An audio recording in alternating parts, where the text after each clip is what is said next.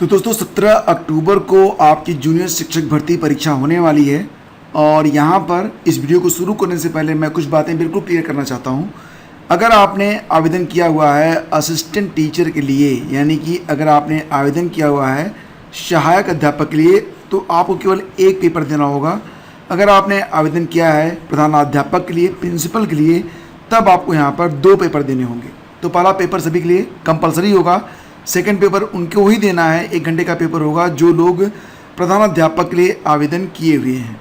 तो यहाँ पर जो पेपर का प्रारूप है वो मैं बिल्कुल स्पष्ट कर देता हूँ, क्योंकि इसके पहले कई सारे कमेंट आए हैं कि पेपर किस प्रकार से होगा। तो फ्रेंड्स, जो पेपर मिलेगा आपको उसके कुल मिला के 4 पार्ट होंगे, ठीक है। और जो पहला पार्ट होगा ये कंपलसरी होगा फॉर ऑल, यानी कि कोई भी होगा सभी को ये पहला पार्ट जो कि जीएस का होगा उसको कवर करना होगा। इसके बाद होंगे 3 पार्ट। जो दूसरा पार्ट होगा वो भाषा का होगा, और भाषा का जो पार्ट होगा उसमें हिंदी होगी, अंग्रेजी होगी और संस्कृत होगी, इसमें उर्दू नहीं है। तो इसमें से कोई भी एक आपको सिलेक्ट करना है जिस भी भाषा के लिए आपने आवेदन किया हुआ है। और ये भी बता दें कि ये सबके लिए कंपलसरी नहीं है, ये सिर्फ भाषा शिक्षकों के लिए ही यहाँ पर चुनाव करना है। जो तीसरा पार्ट होगा ये सामाजिक विषय का होगा, यानी कि सामाजिक विज्ञान जिसे आप कहते हैं। तो इसमें जो है सामाजिक विज्ञान के अंतर्गत जो भी विषय आते हैं, जैसे कि राजनीति विज्ञान आता है और हिस्ट्री आती है, ज्योग्राफी आती है, इकोनॉमिक आती है, तो सभी से संबंधित प्रश्न इसमें रहेंगे। सबसे अधिक बड़ा सिलेबस इसी का है। और जो चौथा पार्ट होगा वो साइंस के लिए होगा, साइंस और मैथ के लिए होगा, और दोनों के लिए जो प्रश्न रहेंगे वो एक ही रहेंगे। मतलब देखो, जो पहला पार्ट होगा जीएस का, इसमें कुल मिला के 50 प्रश्न आपसे पूछे जाएंगे, 50 एमसीक्यूज, ठीक है। उसके बाद दूसरा, तीसरा और चौथे पार्ट में से कोई भी एक पार्ट आपको चुनना होगा, और इसमें से आपको अटेम्प्ट करने होंगे 100 एमसीक्यूज, ठीक है।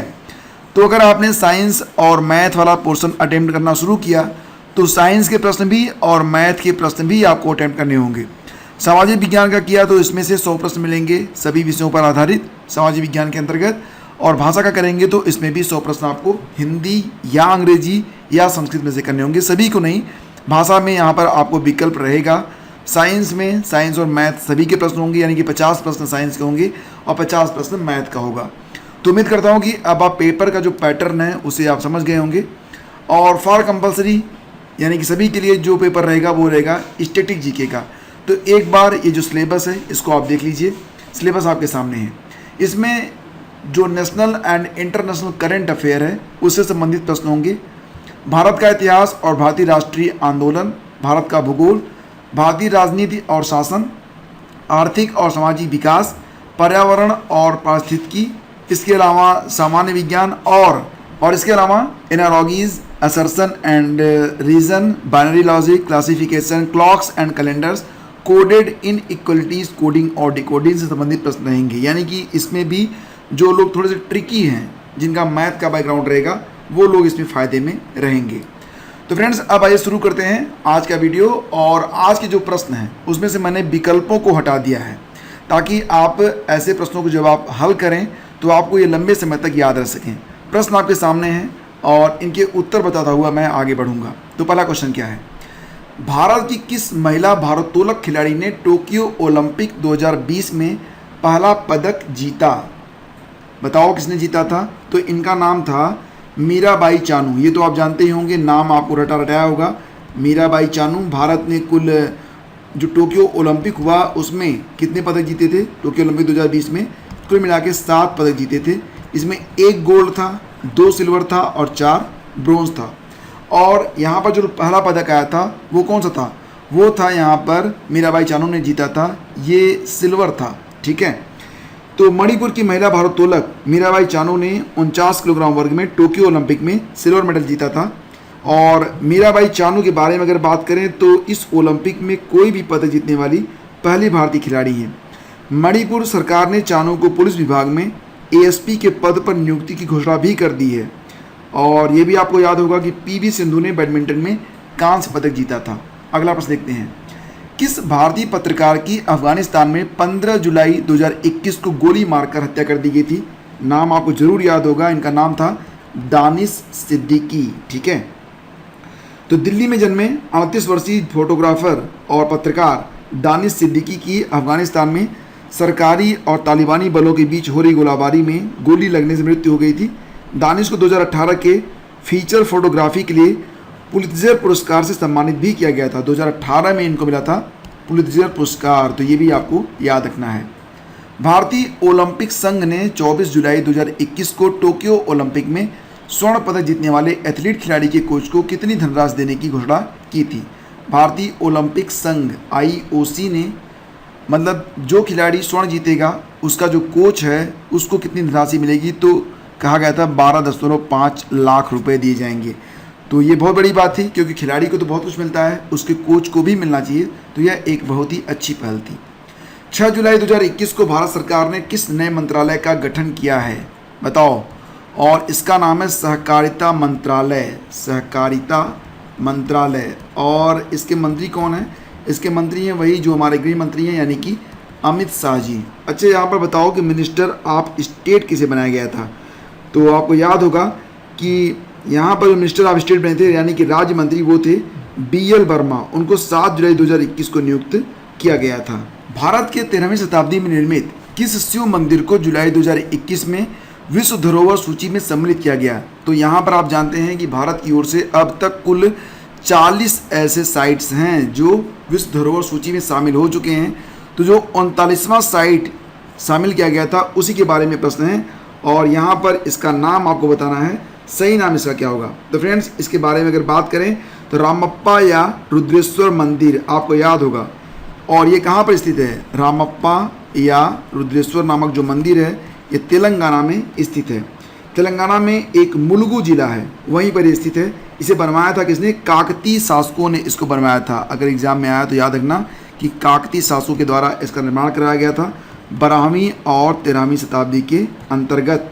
ठीक है, और आपको याद होगा कि जो 40वीं साइट शामिल की गई थी वो कौन सी साइट थी? धौलावीरा। ठीक है, तो गुजरात में स्थित है धौलावीरा। ये 40वीं ऐसी साइट थी जिसे विश्व धरोहर सूची में शामिल किया गया है। भारत के किस राज्य में पहला अपुष्पी पादक यानी कि क्रिप्टोगेमिक गार्डन का उद्घाटन जुलाई 2021 में किया गया? तो इसका जवाब हो जाएगा उत्तराखंड। और हाल ही में उत्तराखंड की राज्यपाल बेबी रानी मौर्य ने अपना इस्तीफा भी सौंप दिया है, तो ये भी आपको याद रखना है। अच्छा, ये बताओ कि जो क्रिप्टोगेमिक होते हैं इसका मतलब क्या होता है? तो फ्रेंड्स, क्रिप्टोगेमिक का मतलब होता है ऐसे पादप मतलब जिसमें ना फूल आते हैं ना बीज आते हैं और ना ही ये प्रजनन करते हैं। एग्जाम्पल एल्गी, लाइकेन, मास, फर्न, फंगस। और यह जो गार्डन है ये 3 एकड़ में स्थित है। आगे बढ़ते हैं। भारत द्वारा नवगठित राष्ट्रीय होम्योपैथी आयोग का प्रथम अध्यक्ष किसे बनाया गया है? तो भारत सरकार ने 5 जुलाई 2021 को एक आदेश के द्वारा पहले राष्ट्रीय होम्योपैथी आयोग का गठन किया था, और इसका जो चेयरमैन बनाया गया वो नाम क्या था? डॉक्टर अनिल खुराना। क्या नाम था? डॉक्टर अनिल खुराना, याद रखना। 74वें कांस फिल्म फेस्टिवल 2021 में किस भारतीय डॉक्यूमेंट्री को सर्वश्रेष्ठ डॉक्यूमेंट्री फिल्म का गोल्डन आई अवार्ड प्राप्त हुआ? अब प्रश्न बड़ा इंपॉर्टेंट है, आपको पता होना चाहिए इसके बारे में, और इसका नाम क्या है? ए नाइट ऑफ नोइंग नथिंग। ये जो फिल्म थी, ये जो डॉक्यूमेंट्री फिल्म थी, इसका नाम क्या था? ए नाइट ऑफ नोइंग नथिंग। ठीक है, नोइंग नथिंग। और यहाँ पर मैं आपको बता दूँ कि मुंबई की पायल कपाड़िया द्वारा निर्देशित ये फिल्म थी। मुंबई की जो पायल कपाड़िया हैं तो उनके द्वारा निर्देशित ये फिल्म थी, और जुलाई 2021 में कांस फिल्मोत्सव में सर्वश्रेष्ठ डॉक्यूमेंट्री के लिए गोल्डन आई का अवार्ड इसने प्राप्त किया। बताओ कि भारत की किस महिला एथलीट ने वर्ल्ड कुश्ती चैंपियनशिप में जुलाई 2021 में स्वर्ण पदक जीता? अब में सब समझो ज़्यादा हो गया, कोई बात नहीं। भारत की किस महिला एथलीट ने वर्ल्ड कुश्ती चैंपियनशिप में जुलाई 2021 में स्वर्ण पदक जीता है? तो इनका नाम आपको बताना है, और इनका नाम क्या है बताओ? इनका नाम है प्रिया मलिक।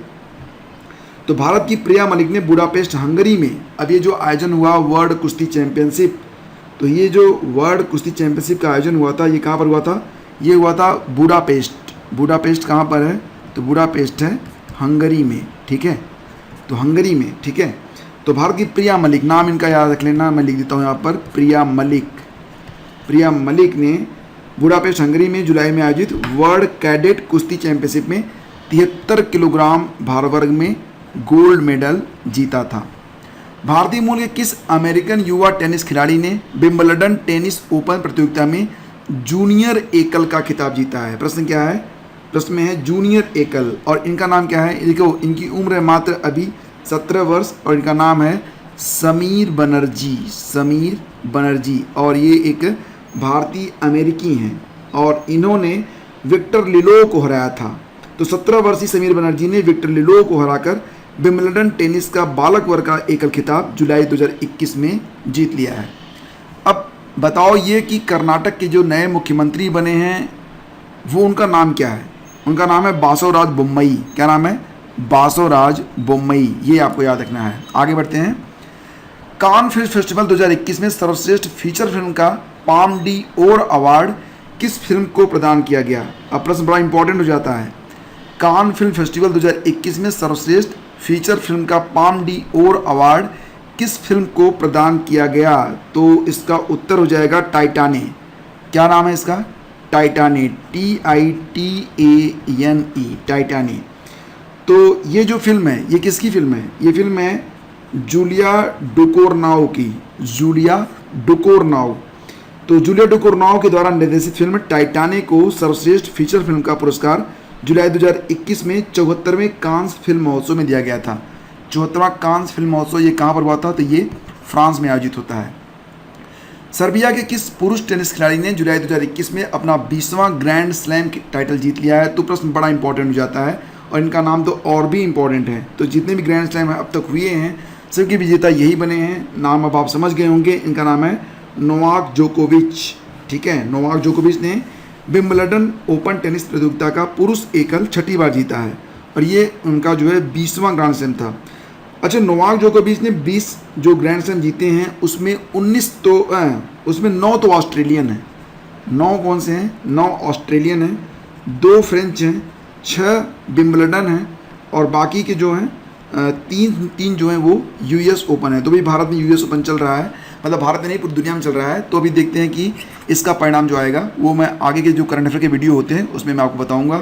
तो यहाँ पर सही जवाब होगा इसका नोवाक डी जोकोविच। और ये कहाँ खिलाड़ी हैं? ये सर्बिया के खिलाड़ी हैं।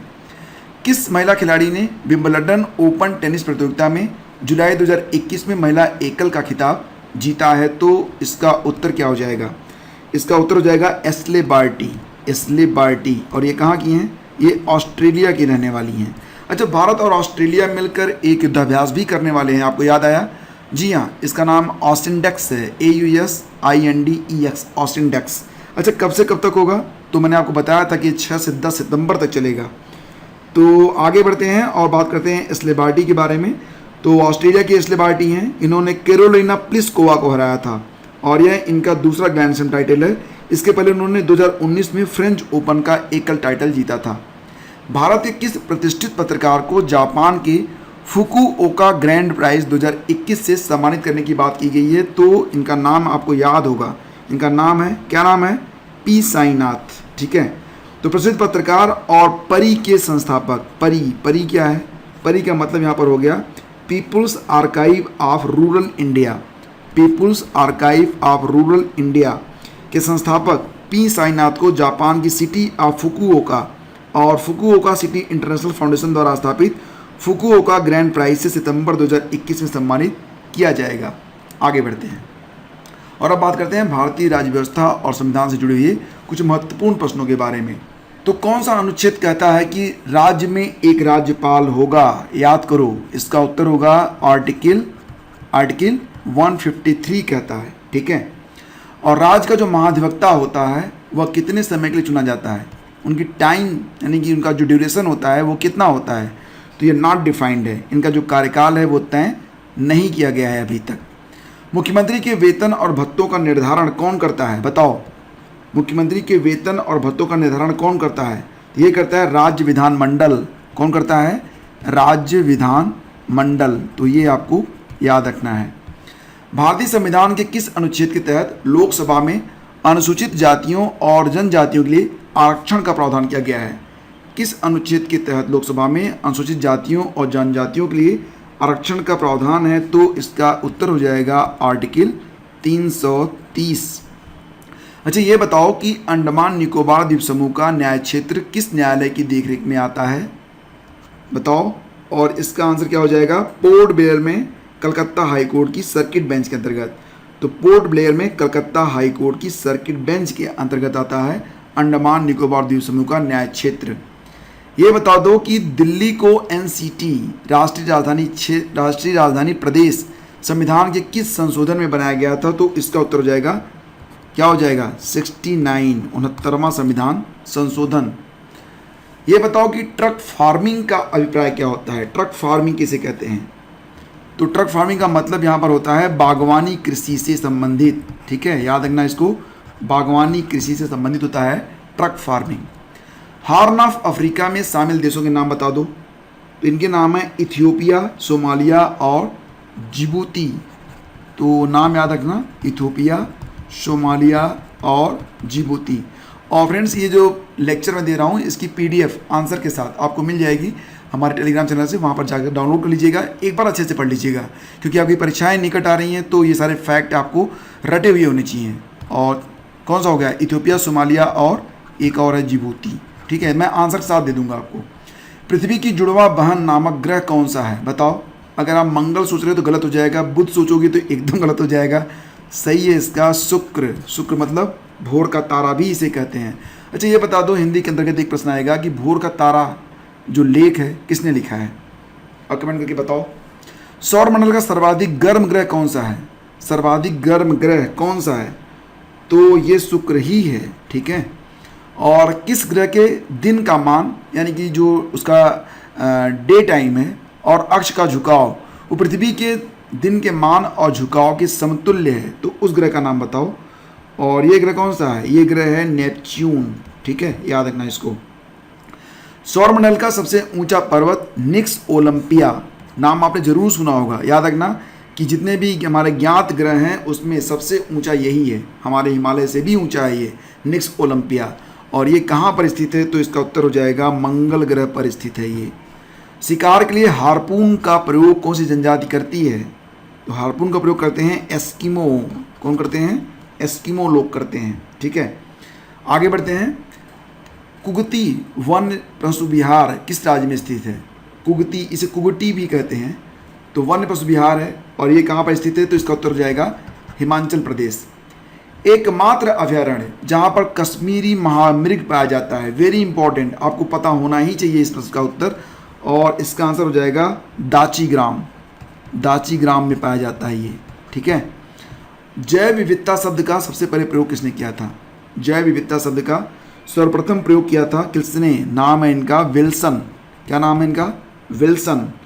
और जैविक विविधता विधेयक लोकसभा में कब पारित किया गया, अगर ये प्रश्न आ गया तब, तो इसका उत्तर हो जाएगा 2 दिसंबर 2002 में, ठीक है।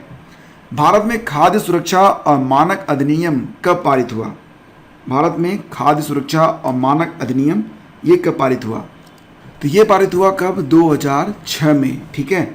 और राष्ट्रीय केसर मिशन किसकी उप योजना के रूप में लॉन्च किया गया था, अगर ये प्रश्न आ गया तब, तो याद रखना कि जो राष्ट्रीय केसर मिशन है जो लॉन्च किया गया था, ये राष्ट्रीय कृषि विकास योजना के अंतर्गत लॉन्च किया गया था। और आज का ये अंतिम प्रश्न होगा, चलो एक प्रश्न हिंदी से भी पूछते हैं।